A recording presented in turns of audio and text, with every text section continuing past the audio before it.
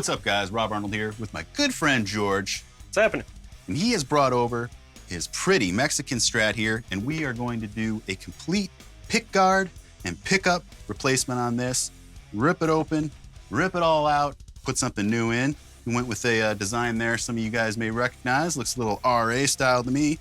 You know, gonna go one volume rather than two tones. We're gonna eliminate those and check out what this Invader's like. Tell us about this pickup that's in here now. That's aftermarket, right? You put this Duncan? Correct. This is a Seymour Duncan Little 59 humbucking single coil, which I wanted a humbucking sound in a Strat, and just wasn't cutting it for me.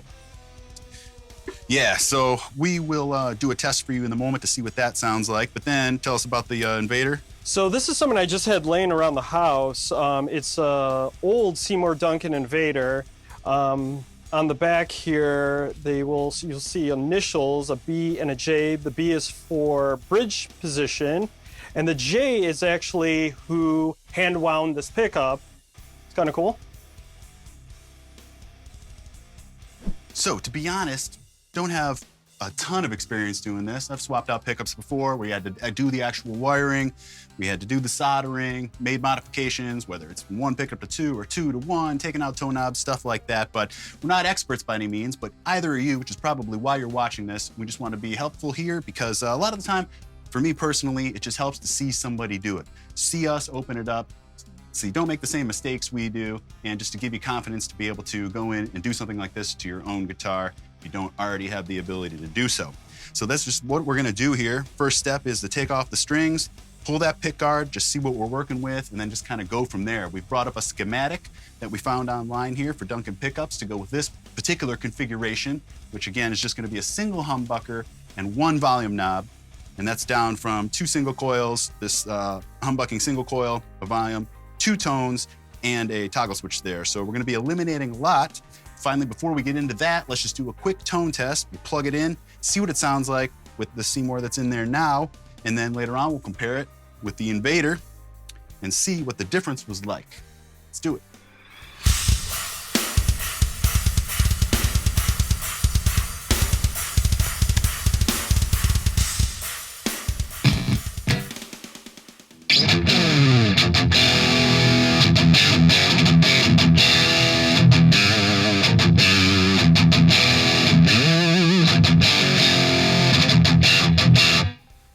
Pretty thin, tight, like tinsely, maybe a little hollow. I could see the reason. Want to fatten this up a little bit, make it a little more metal sounding.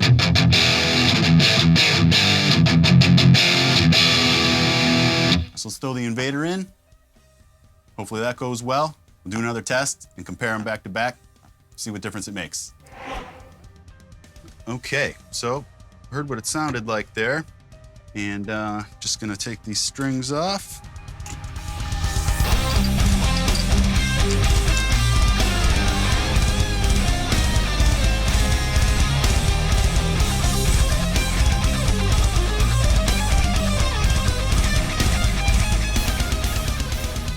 Okay, got the strings off, and now time for the pickguard.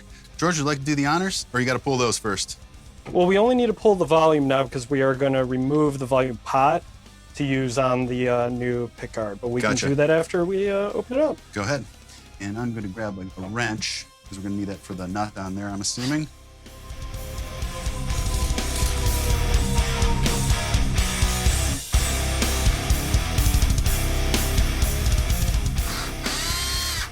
Here's a little tip I like to use. I use my index finger of my other hand to guide this so you don't slip and accidentally scratch your guitar. Yeah.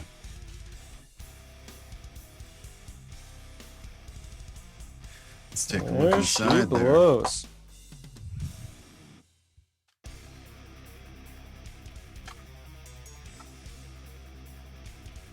Three.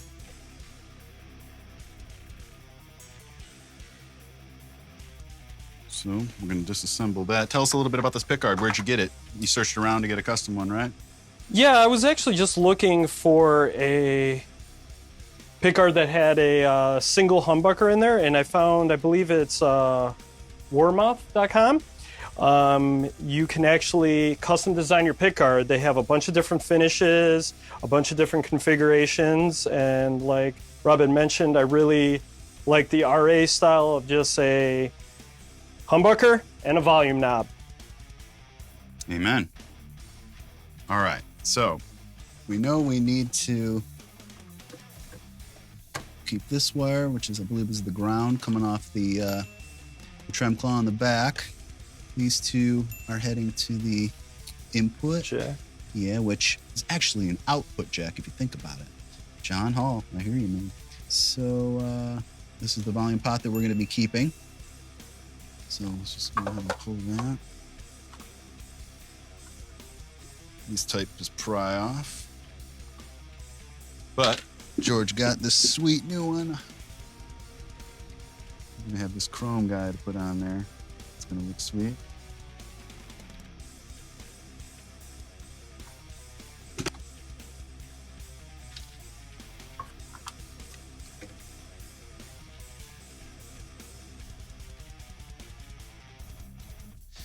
And that's all we need out of that.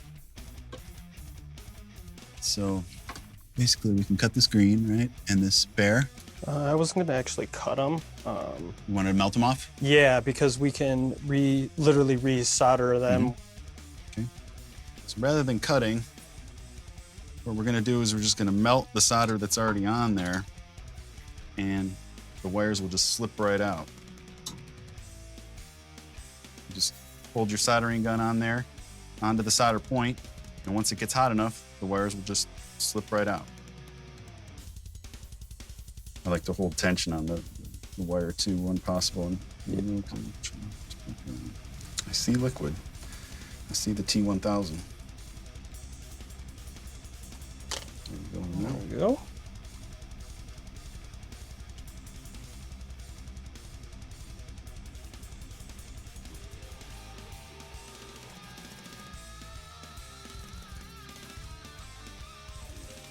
Couple down, couple to go.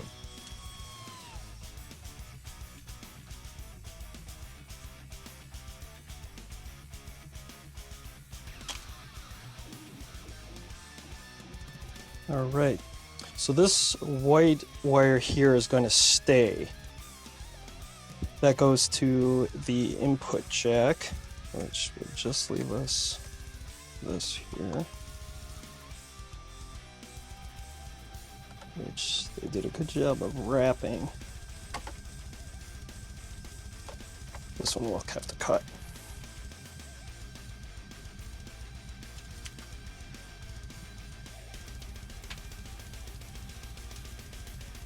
There we go, and we are free. With the new pickup, so the old pickguard.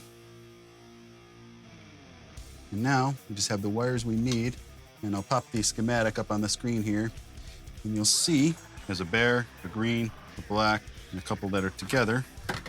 So it becomes pretty apparent of what you need to hook up.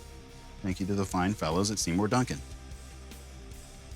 So yeah, George is just going to clean up his contact points a little bit there by melting and reshaping the solder kind of how he wants in preparation for the new wire to be attached. And basically, I mean, we've got plenty of solder here, solder. We got plenty here if we need it, but in some cases, you can just put the wire right up against it, heat it again, and it'll just nestle right in there. You hold it firm for 3 to 5 seconds and generally have a solid connection. Okay, so we got these wires to hook up. To make this easier, it'd probably be better to run the volume pot in the hole, and we'll secure it down a little bit so then we don't have to grab hold of it. Oh, well, you know what? Let's test fit this. There we go. Make sure your screw holes line up. Everything's lining up well. And at this point, well, I don't know if you want to now or whatever, but eventually we'll peel off this plastic and these stickers. But George informed me that once you peel off the stickers, you can no longer return it. So you wait till the last minute, make sure everything fits. Then we'll get rid of all those stickers. It's going to be cool.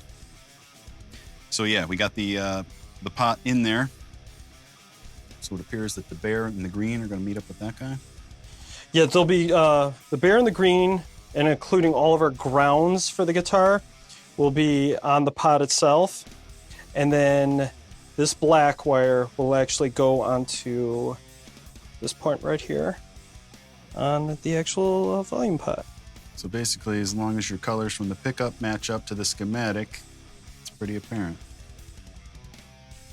Get this out of the way. There we go. So what he did was he wrapped it into that little eye hole there. And there is a little bit of solder still left on here. Sometimes you don't have a hole like that, and you just have to hold it up against there and put some solder on. Like in this case, we're going to use a little more solder.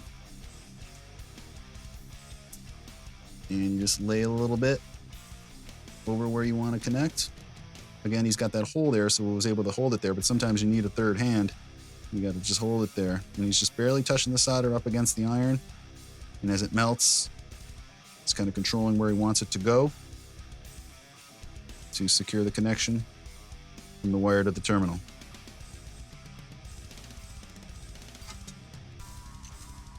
You like it?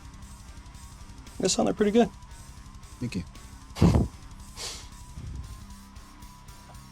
Now, while I have these here,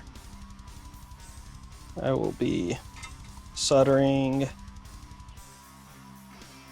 the green and bare wire from the Seymour Duncan pickup back onto the pot here. There's a bunch of solder already on the pot. But I'm going to drop a little more. Yeah, I saw what you did there too. Sometimes I'll hold the wire down with the gun, like in this case where there isn't the hole. You hold it down there and then you just touch a solder to it. You kind of just melt it and work it and shape it how you want so that it's covering up the wire and giving you the connection you want. Sometimes I'll even go back then and drop a little droplet of solder over the top, but then you have to be careful because it may loosen it. I'm going to do the same right now. So.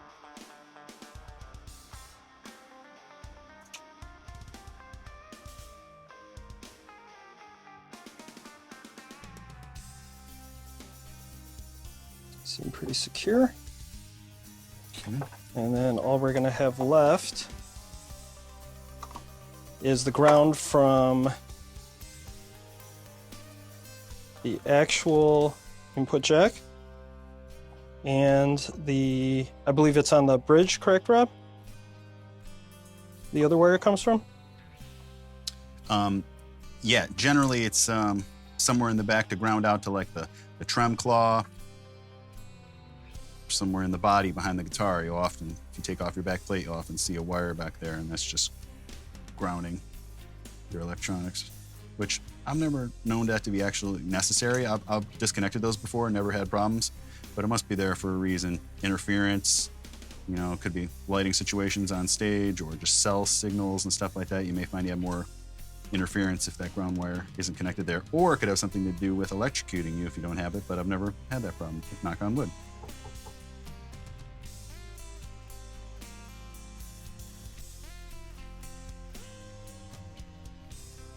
I'm gonna guess though that the guitar cable is pretty low voltage. Not the prettiest, but it is on there. You know what? It wasn't the prettiest to start with. Had No, we it used was a not. brand new pot, we could have done some exceptional solder work, but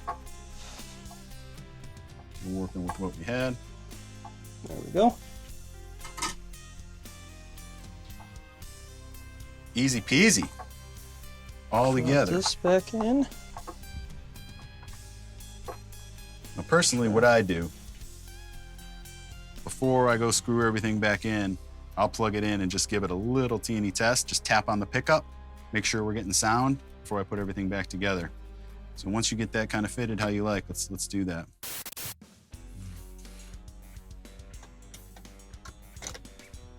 Make sure volume's up, and then usually a piece of metal. We're good.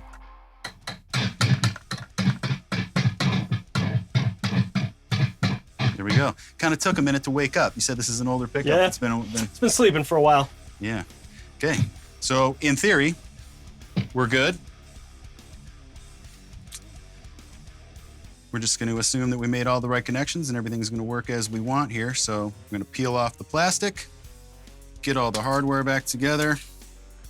There's nothing like peeling off the plastic to reveal beautiful mother of pearl finish.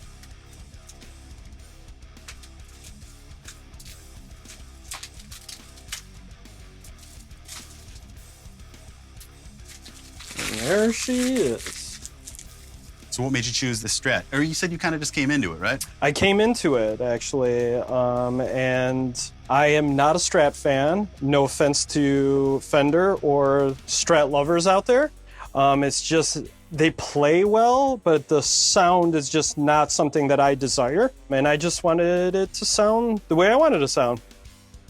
So that was easy. Not too bad at all. No, not too bad at all. The thought of it can be intimidating at times, but you saw that took just a few minutes. Follow the schematic and you are all set.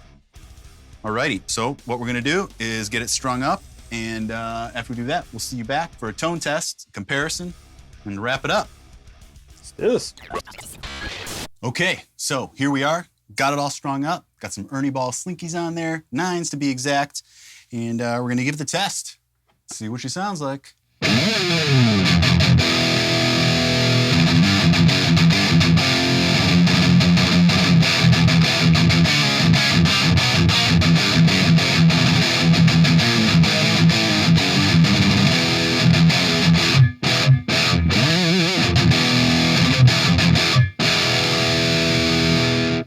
So in my opinion, a definite improvement. There's like still a sound to it that I relate to the sound of the other pickup as well, but I'm pretty sure that's just the guitar and a Strat in its own. But in terms of making it heavier, which I think George was going for, and what I like, I'd say the Invader is a definite improvement.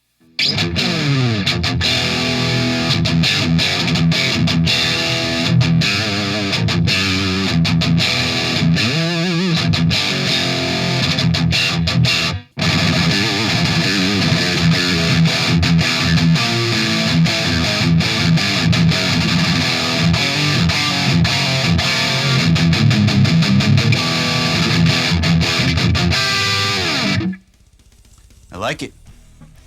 Appreciate everybody watching here. We went through a pickup change and a pickguard change, removing some tone knobs, putting the old Invader in here, and just jazzing this bad boy up. I think it was well worth the time. Hope you guys learned something. Thanks so much for watching. We'll see you on the next one.